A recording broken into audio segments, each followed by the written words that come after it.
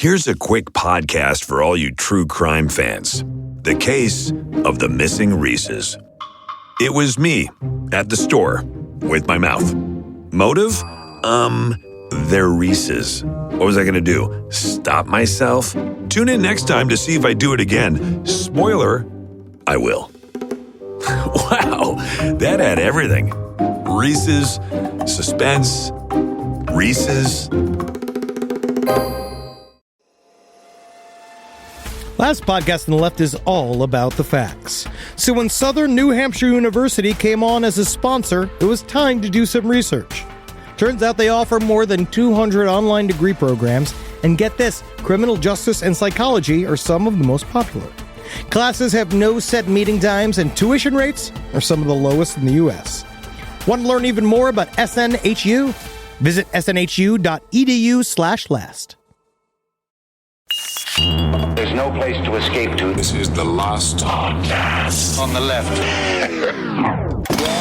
From your grave. That's when the cannibalism started. What was that?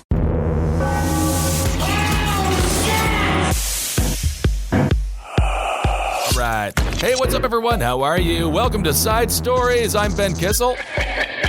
And Henry and you're Henry Zabrowski. Yeah, you got to do the heavy lifting, man. You got to throw me to the audience, man. Oh, God, and Henry Zabrowski is here as well. Is this a weight joke? What's that? No, that's not a weight joke. As a matter of fact, well, I guess it could be. Although, honestly, you don't weigh that much. So for me, that would actually be an indictment of my weakness if I even pretended like it would be difficult to pick you up. Because I can pick you up anytime I want. During the last VIP meet and greet in Philly, a woman made you lift her. Yes. Right? She made you lift her. It was a request. Which is fine. But then I asked you to lift me, and you went, no. Like, it was the way you said it. It was the weariness inside your voice. I think mostly just because you had been sort of like, you really exerting yourself, doing the smile. No, it was pretty easy to lift her up. I'm actually a pretty strong guy, but I am in my like third Undertaker phase. I'm like Mark Calloway, dead man phase, like coming in on the motorcycle, half exhausted at all times. So, you know, I can lift it, but like when people request me to pick them up, it's not exactly like thrilling, because then if I drop them, it's a lawsuit and everything falls apart. You also got quite a bit, again, it reminds me of when we were traveling together. It just, everybody's got something to say about how big you are. They do, man. Every single person. It's important. Literally just, they point at you and they say, wow, you're a monster. Yeah. And I have to sit and watch you register each one, and you go, yep. Sucking down one more sip of the beer, like, yep. And it's just like, I know you're big, but I guess I've just lost all concept of, I guess you are a true beast of the blood. Can I say that to you? I guess so. It doesn't really matter. I am a little bit taller than most, but I want to say thank you to everyone. Sorry, number one, Phoenix. We're going to be there again August 17th. Can't wait to see you then. But thank you so much in Boston and Philadelphia. Dude, that Wilbur Theater was unbelievably beautiful. It was absolutely wonderful. That was I crazy. love both of those cities. And what's nice about Boston is I didn't get a single beer bottle thrown at me once, which is a nice change. I know. Because it's an aggressive city. And then Phoenix, we get to go when the planet's even closer to the sun. Oh, great. I can't wait. And we're going to sizzle. We're actually going to probably make into a little bit of I think that Dog Meat and I were talking about it with our ladies, going to do a bit of alien tourism. Really? Around, because, Phoenix, I don't know much about Phoenix, but I do know that Tempe, I got to get me some of the, like what Stephen Greer has. Like they're kind of like a bell, but it's a big circle, and you go, like a soccer fan? Like one of those.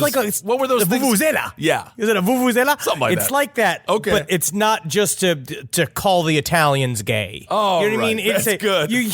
You do the circle bell to make the not the Italians. The Italians. You do the circle bell to make the aliens show up. Oh, well, don't be surprised if a couple of Italians show up as well. I watched that Croatia-Denmark game, and I didn't know how many people were into soccer in America until it was a close match, and everyone was really going nuts. They're lying. Yeah, I think so. All right, we got a bunch of fun little stories to get to today. A little follow-up. Casey Anthony, she's back. She's back in the news, or at the very least, People magazine, which is like the worst thing that's ever happened. But evidently, 10 years later, this case still affects everyone involved in the family. George, her father, is still not speaking to Casey. He said that What? Yeah, can you believe it? He said, quote, she's a bad seed. And when asked if he was speaking to her, he flatly said no. And Casey Anthony has also moved on from her father. Casey Anthony said she just does, or this is according to a source close to her, says she just doesn't need to have him in her life. Isn't that exciting? Because you went all the way to lie about accusing him of molesting you, and you'd think it wouldn't have the fallout that it would, but it does. And the same thing with the brother, because they try to keep. She tried to get back in touch. Well, the brother tried to get back in touch with her a little bit, especially after the trial, and then she cut him off because she also accused him of molesting her. Yeah, believe it or not. Which I think is, I like to believe the victim. Mm-hmm. I believe the victim. This is the murderer of a small child, and I think that's the real victim here. And it's got to be like, according to sources, Lee, her brother, has frozen her out, so they are not speaking to each other even after all this time. Turns out, if you accuse your family of molesting you to try to cover up the fact that you murdered your daughter, it does have long consequences when it comes to family relationship. I was trying to find who her PR company is, because I want to know, how does she get in People magazine and we don't? Well, I think that we don't quite have the Casey Anthony fame. I mean, honestly, Casey Anthony she's top tier celebrity when it comes to killers. Really? You think that she, I guess she does. I guess she, in terms of like face and name recognition, like she'd go farther along at a pitch at HBO than we would. Yes. Yeah, absolutely. We actually referenced this in the live show coming up here in Portland. I'm not going to spoil it, but it's a very, very fun idea. So, it is a fun idea, but but I wonder, she's got to have a team of people organizing the shit. I mean, but no one will. No, I'm looking it up, and the first thing it says, because I want to say Casey Anthony, PR team representation. Right. And as you go through, they say the first one is Business Insider magazine saying Casey Anthony doesn't deserve a PR agency. And it's like, yeah, but she has one. They're a PR agency. You know what I mean? They don't care who it is. Yeah, I mean, do you think she has like a working manager who was constantly stressed out trying to get her more interviews, trying to get her TV hits? Well, she's got a new tea job going on too. She's pumped them up, and so to be honest, she's kind of like ready to go for television. She's ready for a show, and I'm not saying like I should be watching it or anyone should, but I would. I mean, hey man, people have killed people and had television shows before, I suppose. So Matthew Broderick. What is this? What happened with Matthew Broderick? You guys mentioned this in the live show in Boston. 96, he killed someone in a car accident?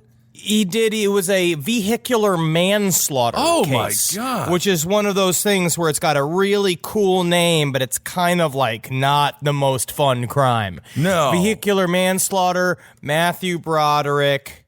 Okay, so here, this is from 87, in People's Magazine. Matthew Broderick had just finished filming Biloxi Blues. Jennifer Grey had a few free weeks before starting the publicity rounds for her new movie, Dirty Dancing. Ooh. So the busy couple, whose antagonistic brother-sister act in last year's Ferris Bueller's Day Off was the start of a more harmonious off-screen liaison. I did not know that. I did not know that either. Wow. Decided to take a vacation. They flew to Ireland and rented a BMW 316, planning to drive around Northern Ireland. On August 5th, they set off from Irvinston to Maguire's Bridge. But the jaunt ended tragically 80 miles west of Belfast in a car accident that left 2 dead. Wow. Broderick, 25, was driving when at about 3 o'clock in the afternoon. He and Gray, 27, pulled into a gas station just outside Enniskillen to ask directions. An off-duty policeman told Broderick his route was just stupid and offered to lead them to the right road. But the actor, on vacation from stage directions, declined and went his own way. He wasn't going fast, says the policeman. Less than 40 miles per hour. And then he killed a bunch of people in a head-on collision. But I feel like a lot of people were trying to cover up the fact that they think that they were a little bit Irish afternooned. Oh, maybe. You know, well, we can't malign. Many, many years ago, hopefully after all the families are okay. Always malign, never de-align. My gosh, that's absolutely crazy. I did not realize that. I also didn't realize he was dating Jennifer Grey. That's madness. Yeah, man, that's a hot to trot, man. You know, I will say, and I like her less after the nose job. Well, I don't know. You don't got to change yourself. Look no further than the teeth of Buscemi. He is. You don't gotta touch your face. You don't have to. But at the same time, I like a woman with strong facial features anyway. I like that. I like that look. It's like a Roman nose. Well, then you have got to become a producer, Henry, and start casting your own work. I would. I know it. All right. Well, what else do we want to get to? We also have a little follow-up on Keefe D, right? We do that, absolutely, where apparently he is currently on his deathbed, and he came out and spoke with The Sun in the UK, which kind of takes a bunch of credibility away from it. But he said again, I know who shot Tupac. I was in the car when it happened, and he essentially passes the buck to his nephew Orlando. So it's like a game of hot potato, but the potato is who killed Tupac. Well, apparently we talked about it a little bit, which the documentary Murder Rap and the book Murder Rap covers pretty well, and also the doc Biggie and Tupac, not the Nick Broomfield one. Okay, it was another one that basically says that they're in the car, they're riding up against Tupac. They got the one piece of artillery that the other dude brought because they always kind of have to have one secret gun. Mm-hmm. And Orlando was on the left side of the car as they pulled up to the left part where Tupac was like in the driver's side, not the the passenger seat, right, right next to the driver. And they handed the gun back to Orlando when he said, "I'll do it," and then he popped him. Well, evidently, yeah, this was it was a taped confession. I guess he had immunity because he was already in prison. Is that right? I don't know. I'm not a lawyer. You're not a lawyer. Nah. So he had immunity. So this is a taped confession. This is what Keefe D claimed. He said, "I gave it to Tupac, gave it to Dre," and Dre was like, "No, no, no," and Lane was like, "Hey now, hey now, that's what he just said. No, no, hey no, now." Frankenstein and Dracula, and he started singing that song. He said, "Pop the dudes." That's claimed Keefe D. And then he just said he leaned over and rolled down the window and popped them. Anderson, who denied murdering the rapper, was killed himself, as we talked about, in a shootout at a garage in L.A. So I guess we found out who. I mean, is it done? Is it actually solved now? I guess so. I don't know. I don't think so, because they would really have to put all the fucking dots together and cross the T's and dot the I's. Right. But the problem is that everybody that's involved around the case is dead. Right, or about to be dead. Keefe D, the last one standing, other than, I guess, Suge Knight, who probably has some answers, but he ain't gonna talk. He's the Bush Beans dog of rappers.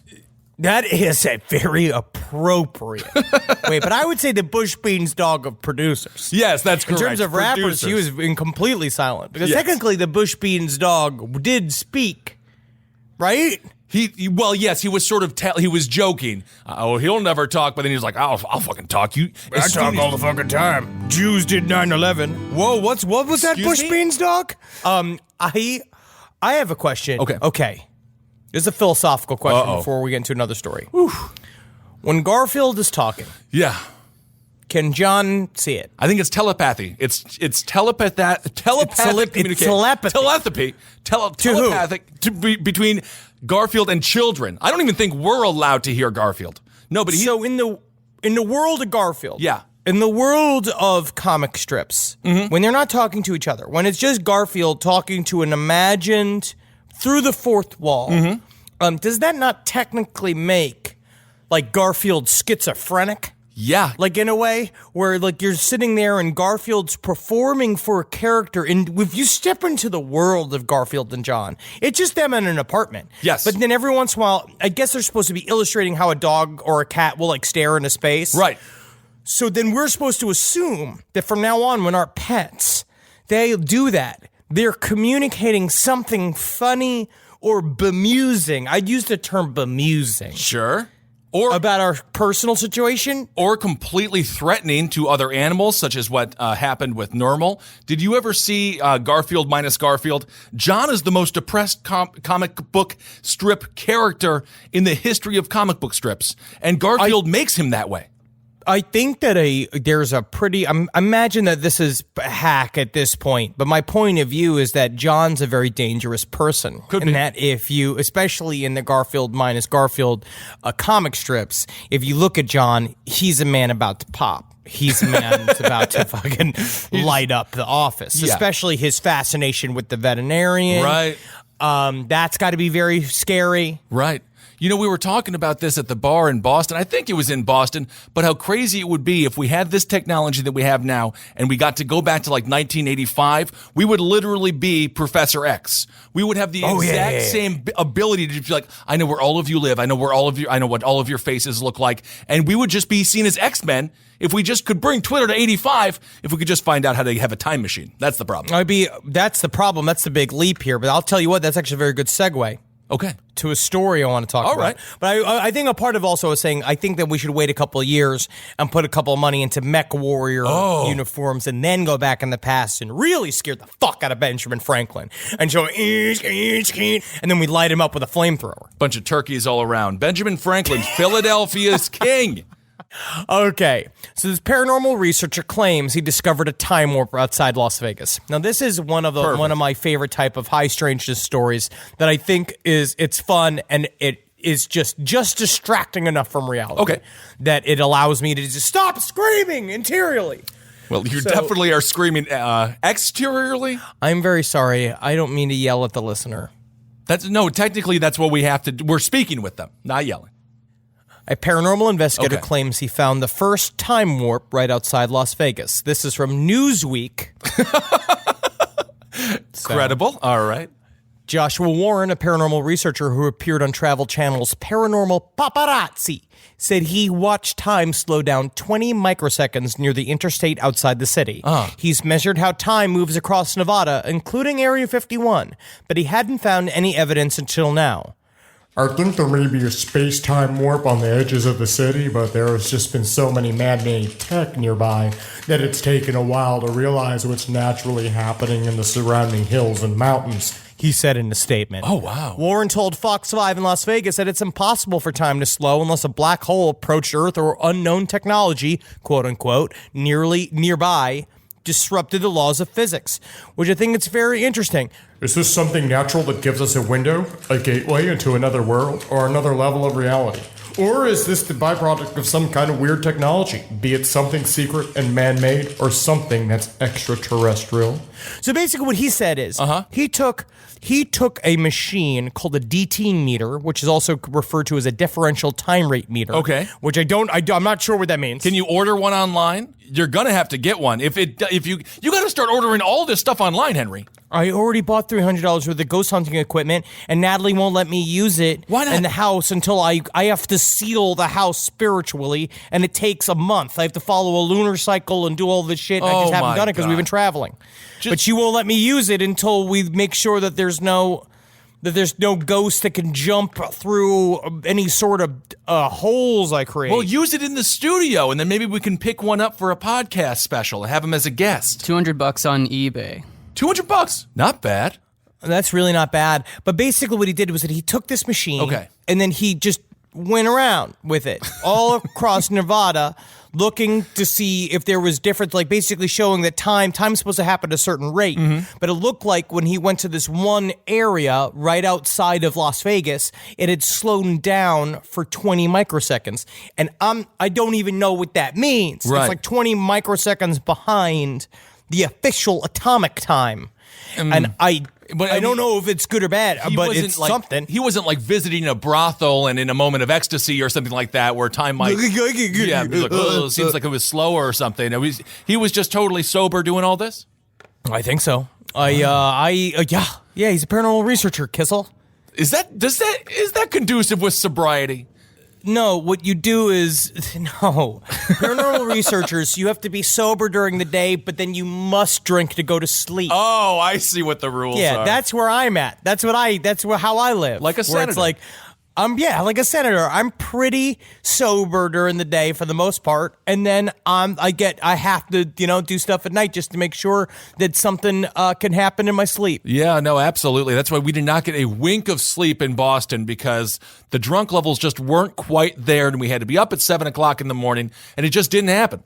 It's very sad when you've realized that about yourself when you're sitting in the hotel because you're both like, I have to get up tomorrow to do another show. I can't be as hungover as I was for the Boston show, right? For the Philly show, because it took all day to recoup from the Boston show. Because what happens is we came into town Boston the night before in Boston, and there's kind of a freedom where you're like, oh, we're new in town, we could do whatever we want, yada yada yada. It's 9 beers later, and we're yelling about how things are unfair. Oh my god! And then the next day we I will wake say up. that bartender, he looked at us like we were regulars. He did look at us, he's like, those guys, those are Celtics fans right there. They proclaim Larry Bird as the best basketball player of all time. That's how drunk we got.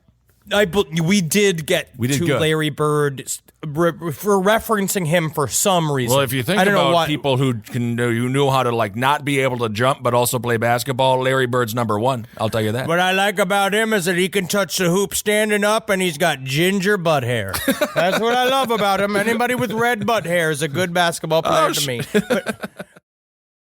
This podcast is brought to you by Squarespace. Squarespace is an all-in-one website platform that helps you stand out online. Yes, that's right. You don't have to smash your face with a hammer. You can just start a business. It's got everything you need on Squarespace, from securing your domain to building a professional site and showcasing your work all in one place. Let's say you want to show everybody how you can carve your ribs out of your lower abdomen so that you look more like a Ken doll. That's amazing. You can bring your vision to life with AI-powered design or curated templates, plus flexible editing tools that helps you create something that truly reflects your style, especially if you are somebody that is trying to corrupt the young men of America. That's what Squarespace is really going to help you. Squarespace makes it easy. It makes it easy for you to put all that together, and you just go to Squarespace and do it all. Thanks, Braden. Head to squarespace.com/left for a free trial. And when you're ready to launch, use offer code LEFT to save 10% off your first purchase of a website or domain. Is there anything better than a summer evening outdoors? Enjoy your space to the fullest with new greenery from Fast Growing Trees. I love a big, thick bush.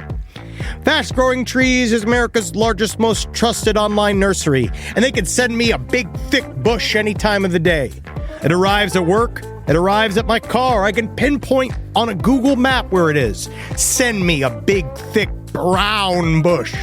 And they send it immediately when they have it, because sometimes the shaver comes to town.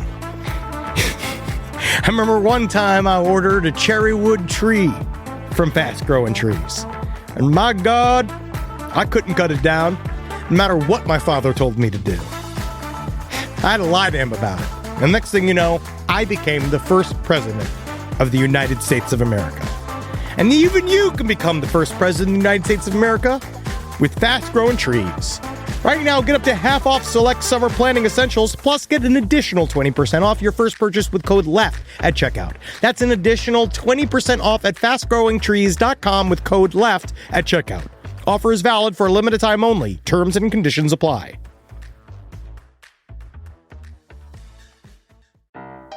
Hey there, everybody. Is your cell phone bill too much money? Are you getting that bill and you're like, hey, what is this? I can't believe for what? For 5G? Are you crazy right now? $100? I don't even barely got any bars when I'm just sitting in my living room. Okay? You don't have to deal with that anymore. Are you ready for this? $15 a month. That's right. $15 a month on Mint Mobile. Yeah, baby. Get their wireless plan, because they're just sitting there on the T-Mobile 5G network, and it's just $15. Your whole life, you're just paying all this money every month. You're like, why? Where's it going? It's going to these phone companies that are robbing you. So go to Mint Mobile.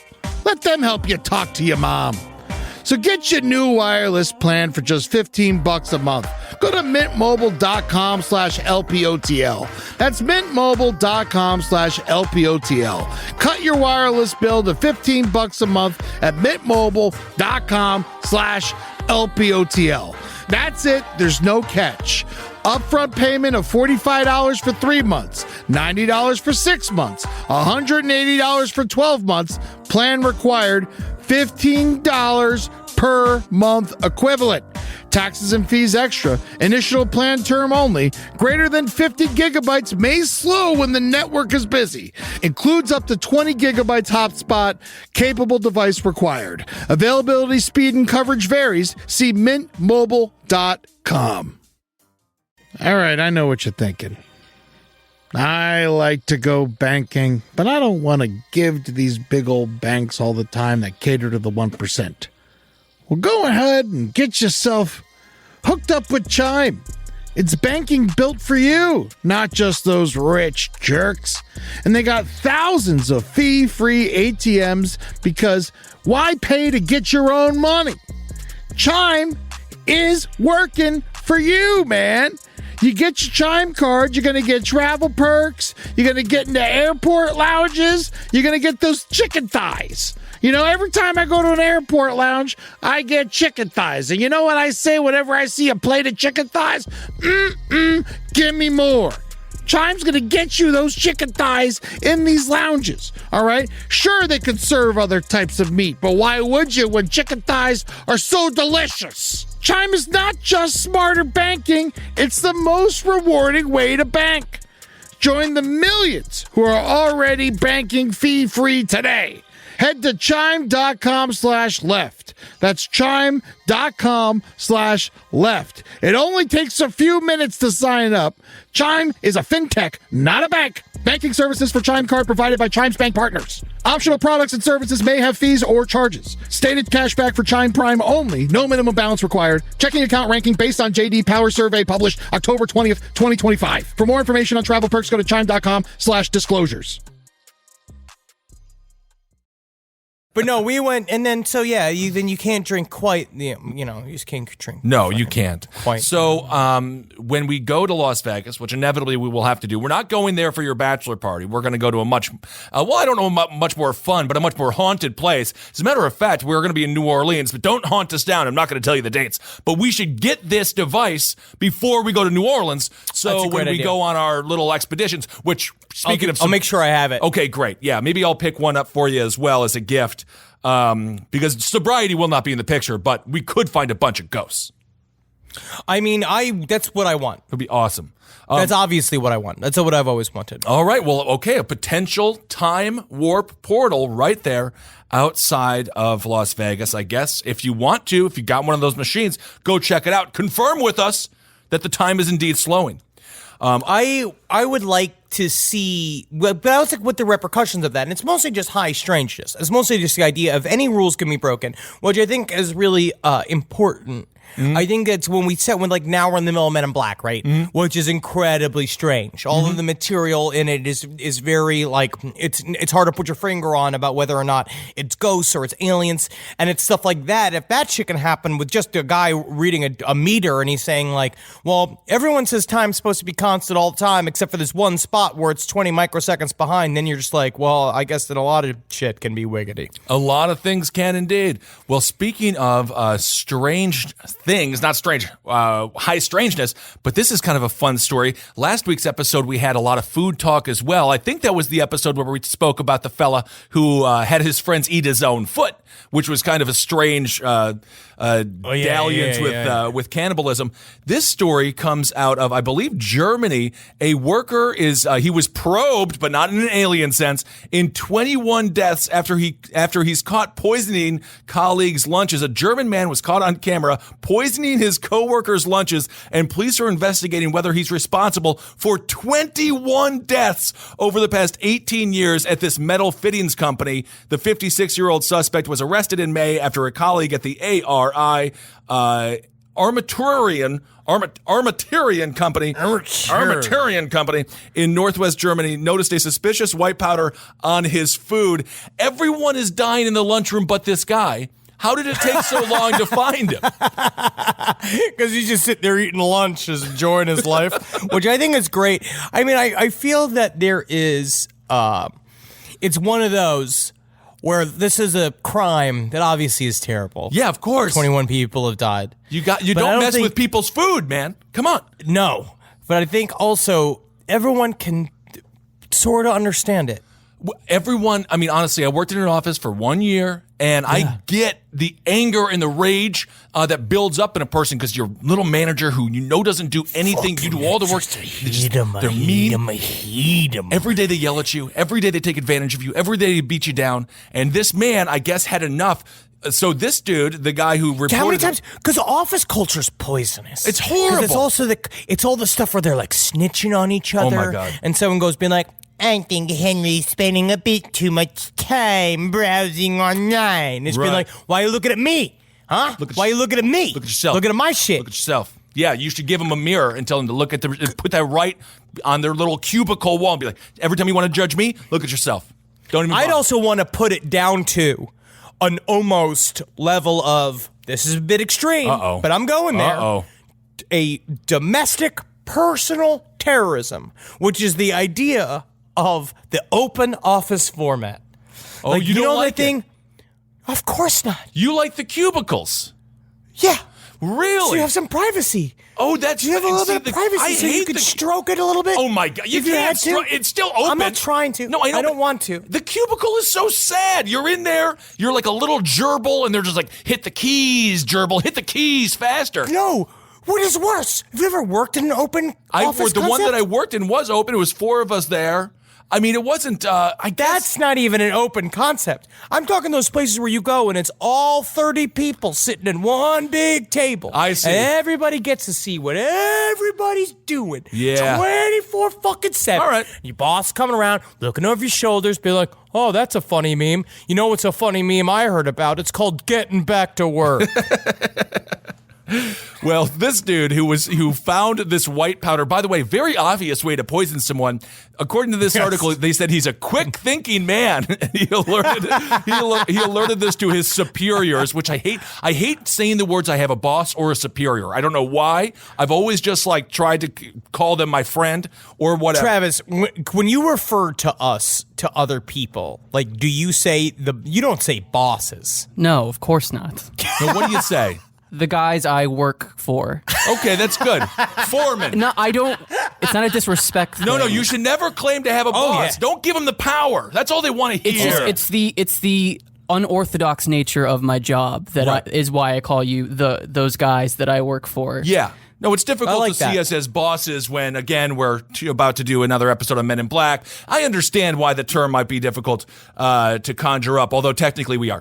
But that is okay, because we don't want you to say that, though, because you have your own agency. So this powder was identified as lead acetate. Acetate. It's acetate. Well, whatever it is, it's killing 21 people. Now, it's a highly toxic. We don't know yet. We don't know if it's killed 21 people. We know that 21 people in the office have died of mysterious circumstances. Okay, but they have not yet said the full words. Well, according to company manager Thilo Blechinger, in the beginning, we thought, this is a quote from Thilo Blechinger. He said, in the beginning, we thought it was a misconceived prank between coworkers and not a murder attempt. That's what kind of prank is I've been poisoning all of my coworkers. Now that is humorous. Honestly, it's German.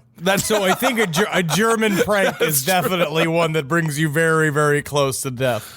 Oh, my God. So police have now expanded their investigation to include the deaths of 21 employees who had died since the year 2000. So this dude has been doing this for a minute. And it's probably the only thing that makes him happy or the only reason he can put on his weird German boots and go to work. Think about how much more fun work would be if every day was a new opportunity to poison them. I guess And that's all it was. Like, it wasn't like you weren't doing anything else with your job. You literally was every day like you were pulling the lever, and the only thing that kept a smile on your face, whistling all that shit, is because you got a new batch of poison. I guess, like, it's all ready to go for everybody, and you're going to dump it on and be like, you walk up to big old Gwendolyn sitting there being like, love your sweater, Gwendolyn. Love how many seals you got on it. And she's just like, don't talk to me. You didn't file your reports on time. And you're like, yeah, Gwendolyn, I know. I'll see you at lunch. Seems like you've really gone deep into the psyche of this man who murdered potentially 21 people. I just understand that office culture drove me to near insanity. No, I understand. On the last live show, I think it was in Boston or maybe Philly, we were talking about introverts and how horrifying they are because I'm scared of them. Yeah, they're not quiet. They're plotting. They're always thinking, much like Garfield. They are dangerous creatures, dangerous people. This is according to Bletchner, again, this dude's manager. He said about this dude, he was conspicuously inconspicuous.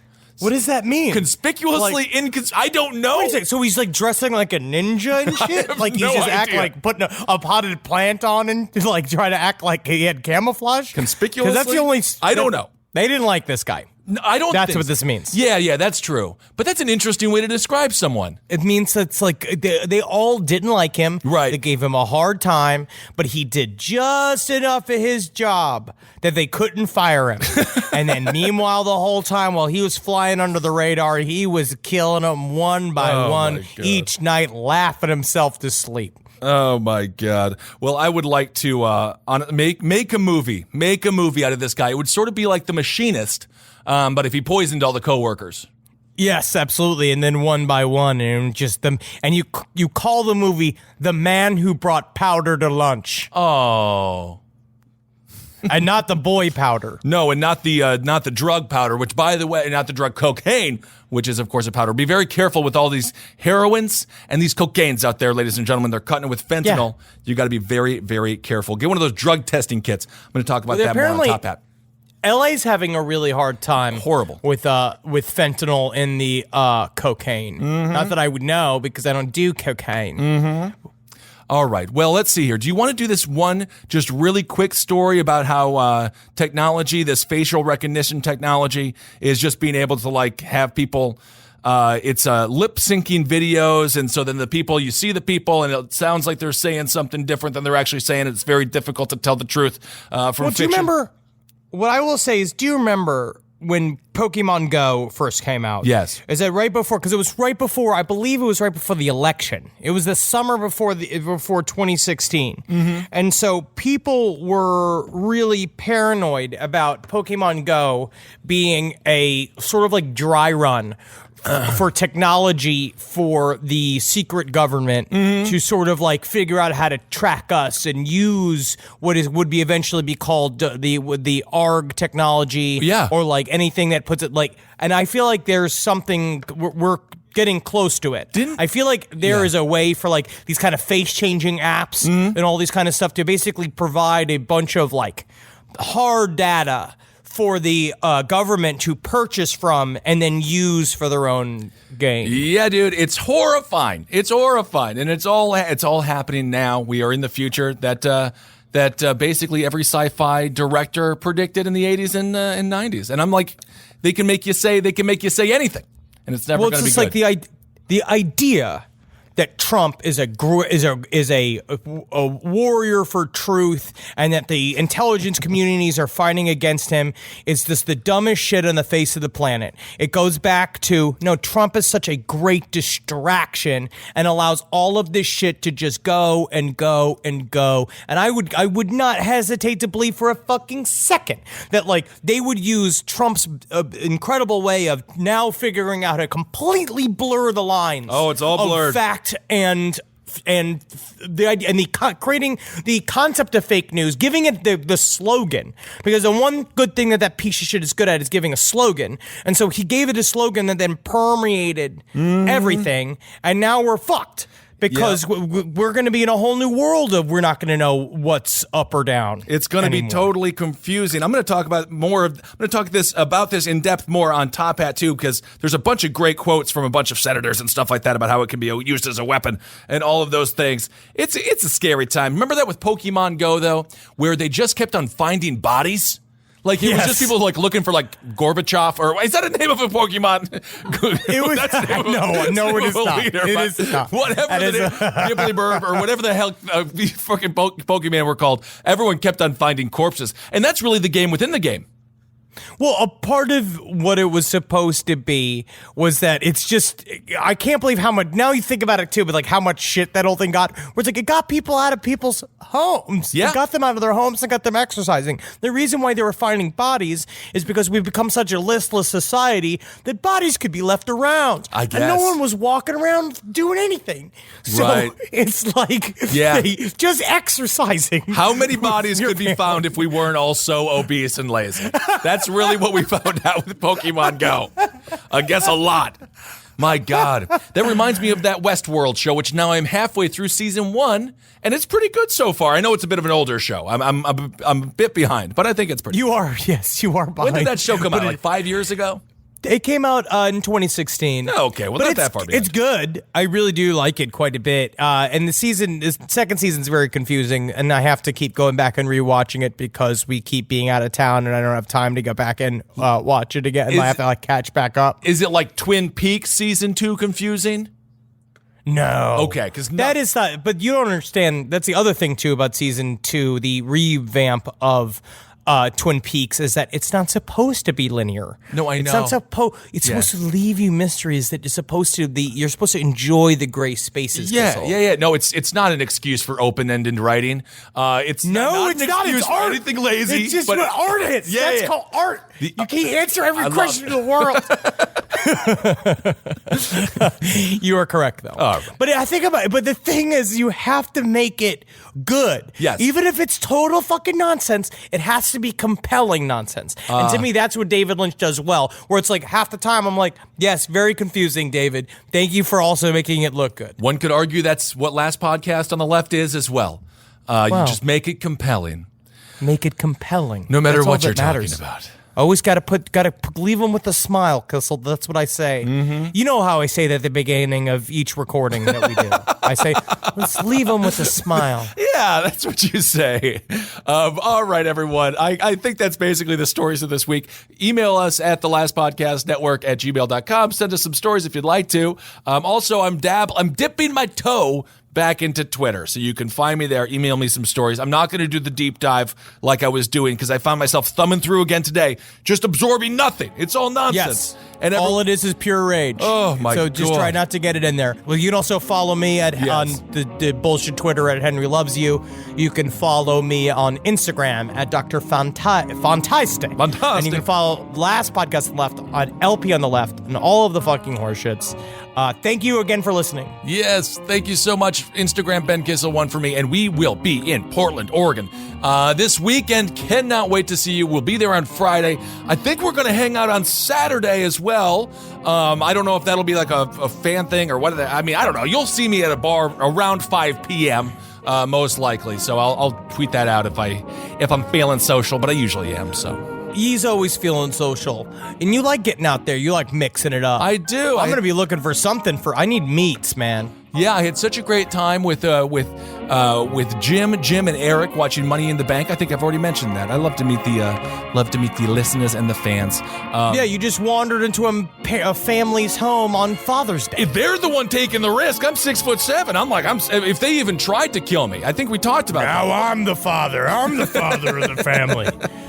All right, hail Satan, everyone. Live, laugh, and learn. There it is. Hail yourselves. Love, Lord, and leave them. Wow. Pacifico, the crisp Mexican lager that wasn't brewed to blend in. We were made for the moments when you live like you mean it. When you don't just hear the music, you feel it. When you let the bonfire burn into the night and find places you'd never spot on a map.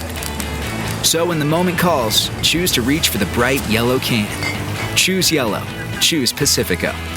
21 plus. Discover responsibly. Pacifico Clara Beer. Imported by Crown Imports, Chicago, Illinois.